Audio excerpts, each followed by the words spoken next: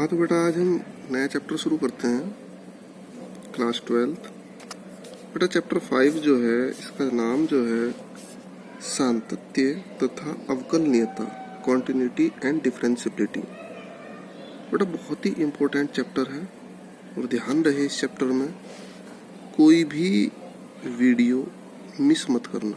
वजह क्योंकि यहाँ अगला जो टॉपिक चलेगा वो पिछले पर डिपेंड, मतलब यहाँ डिपेंडेंसी बहुत ज़्यादा है और डिपेंडेंसी अगले 5 चैप्टरों तक लगातार रहेगी। बेटा पहली एक्सरसाइज दूसरी एक्सरसाइज पहली पर डिपेंड, तीसरी दूसरी पर डिपेंड, मतलब बहुत ज़्यादा डिपेंडेंसी है। आप लोग अगर मिस करोगे तो बड़ी दिक्कत आएगी।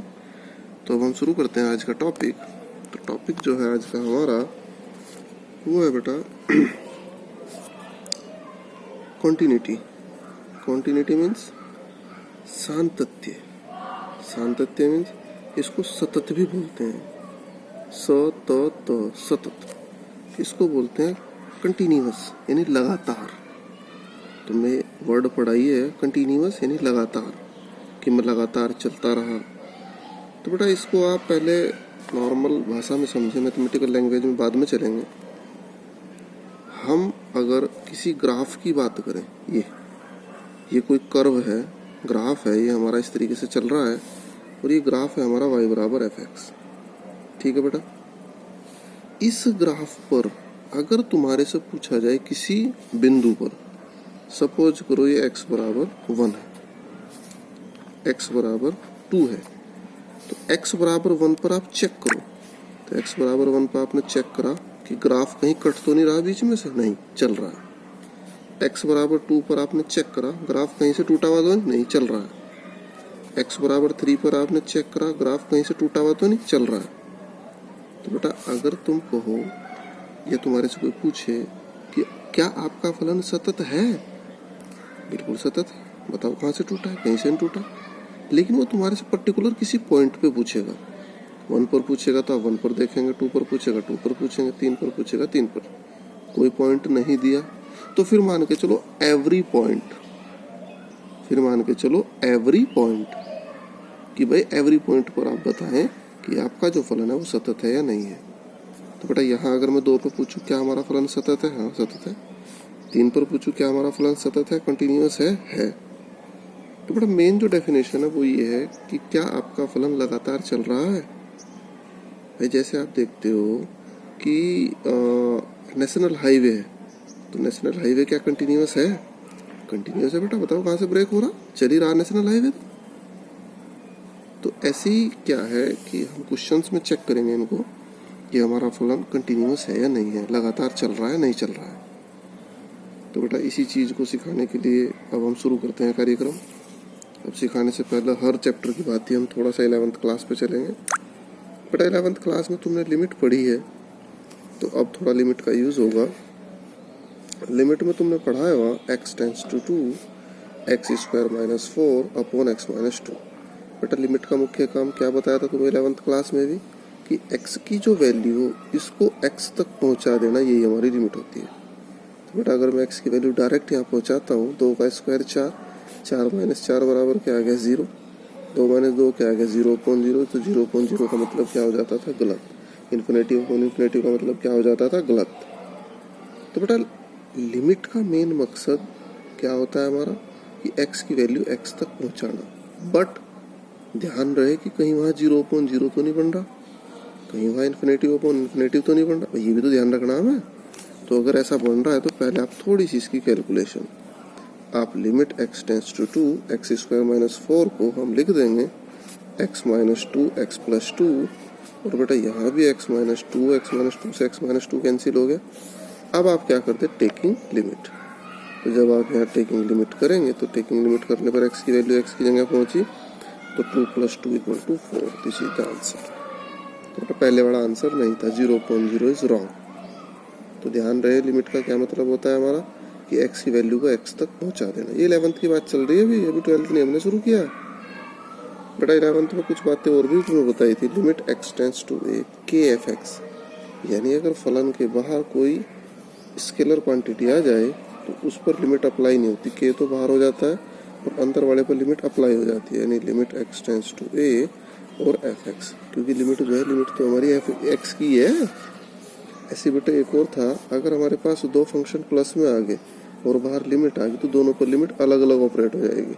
यानी इसको हम लिख देंगे limit x tends to a f one x plus limit x tends to two, और इसको लिख दिया हमने एफ टू एक्स। समझ में आ रही होगी बात। ऐसे बेटा अगर भाग में आ जाए तो भाग में भी हम क्या करते थे, limit x tends to a f one x. बेटा 11th की बुक को आप देख लें एक बार, x tends to f two x, ठीक होगी बात। ऐसे ही हम गुणा में भी लिखते हैं। तो अगर आप गुणा में लिखना चाहो तो लिमिट एक्स टेंस, चलो गुणा में तो तुम खुद समझ ही जाओगे, ऐसी कोई दिक्कत वाली बात तो है नहीं। बेटा ऐसे आप लोग लिमिट के चैप्टर को एक बार 11th के देख लें थोड़ा, अगर क्लियर है। वैसे तो मैंने बता भी दिया तो फिर कोई दिक्कत भी नहीं है। तो बेटा अब हम थोड़ा मैथमेटिकल बात पर आते हैं। सबसे पहले इसकी परिभाषा, माना f एक वास्तविक फलन है, यानी f हमारा एक वास्तविक फलन है तथा f के प्रांत, प्रांत सभी को पता बेटा डोमेन, f के प्रांत में c एक बिंदु है, यानी प्रांत में c कोई बिंदु है, और बेटा बिंदु c पर हमारा जो फलन है वो सतत है। यदि, कब होगा हमारा फलन सतत, तब फलन f बिंदु c पर सतत है। यदि, तो कब होगा सतत, अगर limit x tends to c f x बराबर एफ सी आ जाए। बेटा एफ सी को सब अच्छे से जानते हो कि किसी फलन का c पर मान, इसको बार बार ना बताना पड़े, चैप्टर में बहुत ज्यादा आएगा। एफ सी यानी किसी फलन का x बराबर c पर मान, जैसे x बराबर 1 पर हम मान निकाल लेते हैं, x बराबर 2 पर मान निकाल लेते हैं, वही चीज है। तो बेटा अगर किसी फलन हमारा सतत है c पर, तो limit x tends to c f x, यानी उस फलन की उस बिंदु पर सीमा का मान उस बिंदु पर उस फलन के मान के बराबर होगा। अब आया समझ में? फिर से बोलूं कि भाई कोई फलन अगर सतत है तो उस फलन की उस बिंदु पर सीमा का मान बराबर उस फलन का मान उस बिंदु पर बराबर अगर है तो हमारे क्या है, फलन सतत है। बेटा इसका मैं एक उदाहरण भी तुम्हें बता रहा हूँ। उदाहरण नंबर 1 किताब का ही है। आज बहुत छोटे छोटे से क्वेश्चन दूंगा, आज मैं बहुत कम होमवर्क दूंगा, ज़्यादा नहीं, मुश्किल से आधे पौने घंटे का होमवर्क होगा। x बराबर 1 पर फलन एफ एक्स बराबर 2x प्लस 3 की जांच कीजिए। तो बेटा जांच करने की कंडीशन यही है, इसको आप बार बार याद रखें। हालांकि कल एक और तरीका मैं तुम्हें बताऊंगा, थोड़ा ही वाइड होगा, बढ़ेगा धीरे धीरे, तो आप रोज का काम रोज निपटाएं, ये ध्यान रखें। तो बेटा सबसे पहले लिमिट का वैल्यू निकाल ले। तो x बराबर c, तो इसका मतलब c का काम कौन कर रहा है, 1।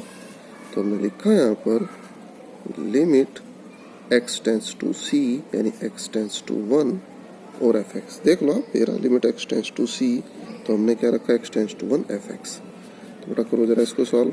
फिर हमने लिखा limit x tends to 1 f x. F x का मान कितना था हमारा, 2x प्लस 3। अब हमने क्या किया, टेकिंग लिमिट। तो बेटा जब हमने टेकिंग लिमिट किया, यानी लिमिट लेने पर, तो टेकिंग लिमिट का मतलब क्या होता है, x का मान x तक पहुंचा देना। तो 2 इंटू 1 प्लस 3, 2 1 जा 2 प्लस 3 5, इक्वेशन नंबर फर्स्ट। तो लिमिट हमारी कितनी आएगी, 5। दूसरा क्या था हमारा, एफ सी। एफ सी का मतलब x बराबर 1 पर फलन का मान। तो हमने क्या लिखा है यहाँ से, फलन एफ एक्स बराबर 2x प्लस 3 में x बराबर 1 रखने पर। बेटा जब भी तो आएगा एफ सी यानी f1। तो ये आया हमारा f1 बराबर 2 इंटू 1 प्लस 3, 2 प्लस 3 is equal to 5। This is the answer. ये इक्वेशन नंबर 2।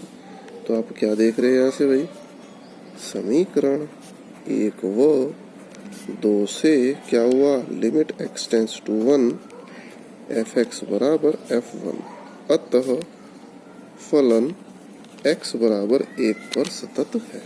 समझ गए होंगे बात, मुझे उम्मीद है। बहुत इजी है, कोई घबराने वाली बात नहीं है, लेकिन बस रोज का काम रोज निपटाओ तभी समझ आएगा। तो बेटा एक और तुम्हें क्वेश्चन बताने जा रहा था, लेकिन चलो ज़्यादा कुछ नहीं है इनमें। तो ये आपका आज का होमवर्क है, थोड़ा सा होमवर्क 18/5/2020 उदाहरण 2 3 4 प्रश्नावली 5.1 के क्वेश्चन 1 2 3 4। ज़्यादा काम नहीं दे रहा, बहुत थोड़ा। आज इसको समझो चैप्टर को है क्या। तो बेटा एक क्वेश्चन ऐसा भी है इनमें जिनमें लिमिट जो है आपको ये नहीं दिया होगा किस बिंदु पर जांच करें। जैसा तीसरे का ए पार्ट है, तीसरे के ए पार्ट की मैं हिंट दे रहा हूँ तुम्हें, बेटा इनमें जांच नहीं पता लगेगा तुम्हें कहाँ पे करनी है। तो जांच आप x बराबर c पर करने पर, जैसे तुमने x बराबर c पर, चलो मैं इसका तुम्हें कॉपी बता रहा हूँ। जैसे ये था ना हमारा कि f(x) बराबर क्या था 2x + 3, इसी की जांच कर दो आप c पर। तो c पर करने के लिए क्या लिखेंगे आप, limit x tends to c f(x) बराबर limit x tends to c, f(x) का मतलब 2x + 3।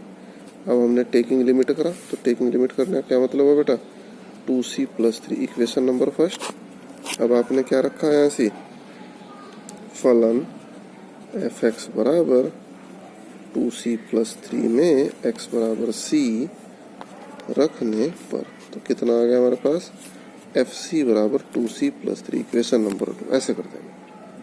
तो बेटा मुझे उम्मीद है आज का काम तुम अच्छे से कर लोगे। तो बहुत ही धैर्य से आपको इस काम को निपटाना है। फिर धीरे धीरे ये टॉपिक हमारे वाइड होंगे, तो ये पिछली बातें तुम भूल मत जाना, क्योंकि इन्हें भूल जाओगे तो अगले टॉपिक्स तुम्हारे समझ नहीं आएंगे। क्योंकि कल मैं तुम्हें पढ़ाऊंगा left hand limit, right hand limit, तो बहुत कुछ आएगा अभी तुम, तो इसको थोड़ा सा करें तुम लोग।